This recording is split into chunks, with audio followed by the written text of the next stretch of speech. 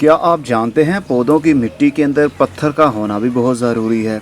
चलिए एक पल के लिए आपको लेकर चलता हूँ पहाड़ी इलाकों में, जहाँ पर अखरोट, बादाम, काजू, चरगोज़ा और इस तरह के दीगर नट्स भी उगते हैं। वहाँ पर चिकनी मिट्टी नहीं होती, वहाँ पर बल मिट्टी नहीं होती, सिर्फ पहाड़ी इलाका होता है। बड़े बड़े छोटे छोटे से पत्थर होते हैं और पत्थरों का पाउडर होता है। वहाँ पर वो पौधे उगते हैं और कई सालों उनकी उम्र होती है और बहुत सारा उनको फल भी लगता है और वो अपने पाँव पर खड़े भी रहते हैं। जानते हैं क्यों? क्योंकि उनको वहाँ पर कुदरती पत्थर मिल रहे हैं। पत्थर दो तरह के होते हैं, एक तो आर्टिफिशियल, जैसा कि हमने ईंट बनाई। ईंट को हम पत्थर नहीं कहेंगे क्योंकि ये मैन मेड है। इंसान ने मिट्टी को सुखा कर गर्म कर कर बनाया तो वो ईंट बन गई। जैसे मिट्टी के गमले, ये कुदरती पत्थर नहीं होते। कुदरती पत्थर वो हैं जो कि पहाड़ों की सूरत में होते हैं या ज़मीन के नीचे, मिट्टी के नीचे दबे होते हैं। तो पत्थर में ऐसा है क्या जो पौधे को बहुत ज़रूरत है? देखिए, आपने मिनरल वाटर का नाम तो सुना होगा।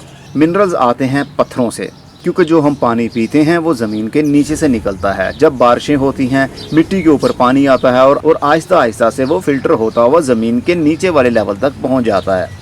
उसके बीच में मिट्टी भी आती है, रेत भी आती है, फिर पत्थर भी आते हैं। तो सब चीज़ों के साथ टच होकर पानी नीचे जाकर स्टोर हो जाता है। उसको हम निकालते हैं और उसको कहते हैं मिनरल वाटर। हर किस्म के पत्थर के साथ टच होता है वो पानी। और इसके अलावा उसके अंदर कैल्शियम भी बहुत ज़्यादा होता है, क्योंकि पत्थर तो है ही कैल्शियम। इसके अलावा दीगर एलिमेंट्स भी होते हैं जो कि पौधे की ज़रूरत है। इसमें calcium, potassium, phosphorus, zinc, iron, boron, ये सभी कुछ पत्थरों के अंदर थोड़ी थोड़ी मिकदार में पाया जाता है। तो अगर हम इसको अपने घर के गमलों की मिट्टी के अंदर मिक्स करेंगे तो क्या हमें फ़ायदा नहीं होगा? जी बिल्कुल फ़ायदा होगा। जैसा कि हरी मिर्च और टमाटर के पौधे के ऊपर जब फल लगता है वो नीचे वाली साइड से गलना शुरू हो जाता है, वो कैल्शियम की कमी की वजह से होता है। तो कैल्शियम तो हमारे पास पत्थर की सूरत में है ही, तो हम इसका इस्तेमाल क्यों ना करें अपनी मिट्टी में। लेकिन इसको इस्तेमाल करने का तरीका पता होना चाहिए। पत्थर दो तरह के होते हैं। एक तो बहुत सख्त पत्थर होता है जिसको तोड़ना घरों में पॉसिबल ही नहीं है, और कुछ पत्थर ऐसे होते हैं जिनको तोड़ना बहुत आसान होता है, उनका पाउडर बनाना बहुत आसान होता है। एक मार्बल चिप्स आती है जो कि कंस्ट्रक्शन स्टोर से आपको मिल जाती है, जो हम अपने घर का फर्श बनवाते वक्त भी वो पत्थर का इस्तेमाल करते हैं। छोटा साइज हो, बड़ा साइज हो, ये हम पर डिपेंड करता है। लेकिन वो बहुत मजबूत पत्थर होता है, मार्बल चिप्स होती है। उसका पाउडर बनाना घरों में पॉसिबल नहीं होता। अगर आप किसी तरह उसका पाउडर बना सकते हैं तो बहुत अच्छा है। आप उसका पाउडर हर किस्म के गमले की मिट्टी के अंदर या ज़मीन में मिक्स कर सकते हैं। मेरे पास है ये पमी स्टोन।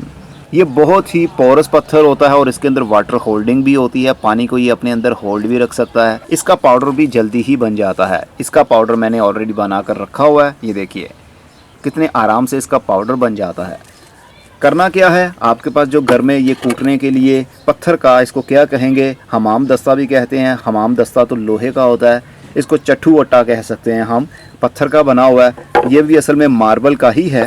तो इसमें हम थोड़े से पत्थर डालते हैं और ज़्यादा इसको फोर्स भी नहीं लगाना पड़ती और ये पाउडर फॉर्म में बदलना शुरू हो जाता है।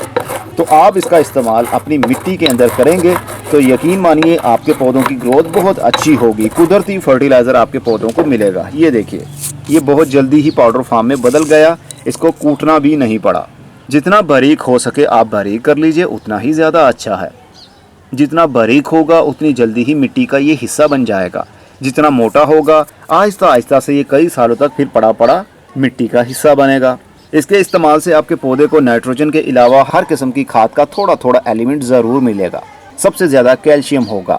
हमारे यहाँ पाकिस्तान और इंडिया में इतना ज़्यादा इसका इस्तेमाल और इतनी ज़्यादा इसको फेम नहीं मिली, लेकिन यूरोपियन कंट्रीज़ में इसका बहुत ज़्यादा इस्तेमाल किया जाता है और इसको बेचा भी जाता है रॉक डस्ट के नाम से। कभी आप गूगल के ऊपर सर्च कीजिए रॉक डस्ट, तो आपको पता चलेगा कितना महंगा इसका पाउडर बिकता है। तो पत्थर कोई सा भी हो, उसका पाउडर आप इस्तेमाल कर सकते हैं। ये पमी स्टोन बहुत आसानी से आजकल ऑनलाइन स्टोर से मिल जाते हैं। अगर आप हमारे दराज स्टोर से लेना चाहते हैं तब भी आपको मिल जाएंगे। बस हमारा फ़ायदा ये होता है कि जो चीज़ दिखाते हैं वही देते हैं। इसका इस्तेमाल आप ज़्यादा भी कर सकते हैं, इसका इस्तेमाल कम भी किया जा सकता है। ये कोई ख़तरनाक केमिकल फर्टिलाइज़र नहीं है। इसको पत्थरों की सूरत में ही मिट्टी के अंदर इस्तेमाल नहीं करना चाहिए। अगर आप मिट्टी के अंदर इसका पत्थरों का इस्तेमाल करेंगे तो फिर आपकी मिट्टी बहुत ज़्यादा सख्त हो जाएगी। अगर इसका पाउडर बनाकर आप इस्तेमाल करेंगे तो मिट्टी सख्त नहीं होगी। इसका इसी तरह दानों की सूरत में इस्तेमाल किया जाता है कैक्टस और सैक्यूलेंट की सॉइल बनाने के लिए। जैसा कि ये आप देख सकते हैं, इसके अंदर ये कैक्टस का पौधा लगा हुआ है। अगर आपने सब्जियां उगानी हैं या फूल वाले पौधे लगाने हैं घरों में, तो फिर खाली पत्थर का इस्तेमाल नहीं किया जाता। पहले इसको कूट लीजिए, थोड़ा सा पाउडर फॉर्म में बन जाएगा, फिर इसका इस्तेमाल हर गमले में 2 से 3 चम्मच आप डाल सकते हैं। इसका असर जल्दी ख़त्म नहीं होता, इसको कई सालों लग जाएंगे मिट्टी का हिस्सा बनते बनते। तो आप इसका इस्तेमाल बिला झिझक कर सकते हैं। ज़्यादा कर लें तब भी आपके पौधे को कोई नुकसान नहीं होगा, कम कर लें तो भी कोई प्रॉब्लम नहीं है। अगर आप एक 12 इंच के गमले के अंदर ये सारा डाल देते हैं और ये तकरीबन 1 पाव से ज़्यादा पाउडर बनता है, तो भी आपके पौधे को कोई प्रॉब्लम नहीं होगी, ना उसकी ग्रोथ के ऊपर कोई बुरा असर आएगा। तो इसका इस्तेमाल किया करें, नेचुरल चीज़ें हैं, नेचुरल चीज़ों का बहुत ज़्यादा फ़ायदा भी होता है। होपफुली कि आपको रॉक डस्ट के बारे में पता चल गया। इस्तेमाल कीजिए और फ़ायदा उठाइए। अब मैं चलता हूँ, अगली वीडियो में फिर किसी नई इन्फॉर्मेशन के साथ मिलेंगे। तब तक के लिए खुदा हाफिज़।